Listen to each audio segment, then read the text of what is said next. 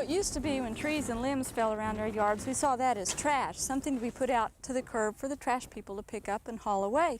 But really, it's a resource for us, and one city is looking at it just that way. Earlier today, we visited with Jeff Huff and John McClure of City of Stillwater, and they explained how in a giant way they're taking what was once considered a waste product and making it into a resource material for gardeners.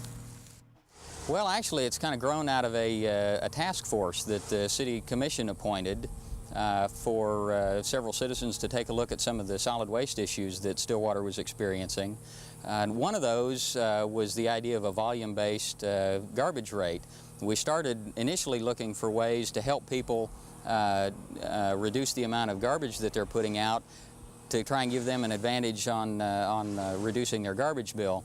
All things worked out. The volume-based garbage rate did not come to pass, but the wood chipping site that we did create out of that has picked up and really taken off. The site has been developed primarily for folks that live in Stillwater to use, that are just doing clearing on their own property, trimming their own tree limbs and so on. That's really what we generated the idea for, was rather than people having to bundle up their limbs, tie them up, set them at the curb to be picked up at the garbage truck, that we'd have a way for them to drop them off and put them to some beneficial use. So it's really just residents of Stillwater. We really don't mean for commercial users to be out here dropping off limbs for us to chip up. We opened the site in January with the express purpose of catching the Christmas trees. The year before last, we ran another site and chipped the Christmas trees down by the park. This year, we opted to open the site by January so we'd have the Christmas trees available. And that's how it started, just one pile of Christmas trees over in a corner. And it's expanded from there. The mulch created here is available to the general public. Matter of fact, it's available to anyone. Just come out here. You do have to load your own, however. There's no limited amount you can take. Oklahoma State University uses quite a bit of the mulch. They're quite close and it's easy for them to get, and they use it on campus.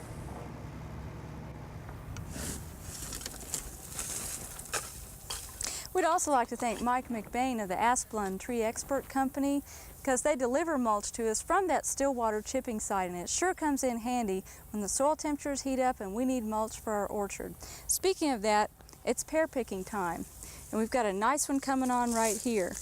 Now, a lot of people sometimes don't quite know when to pick pears. They know that they'll ripen after picking and that you can pick them green and store them, but the real tip is to look at the lenticels, those little tan pinpoint spots on the fruit. That will tell you that that one's ready for picking. And with just an uplift and a twist, it'll come right off. Let's take a look at some over here. This is a variety that is called Honey Sweet, and Honey Sweet has some natural russeting. There's nothing wrong with that. That's just the natural brown coating on there. It's a little harder to tell when they're ripe, but again, an up-close look at that corky tissue will tell you that those are also ready for picking.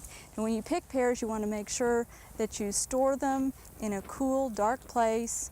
A lot of people will wrap them in newspaper. If you want to speed up ripening of a few of them just for fresh eating, put them in a plastic bag for a few days and let that ethylene gas build up.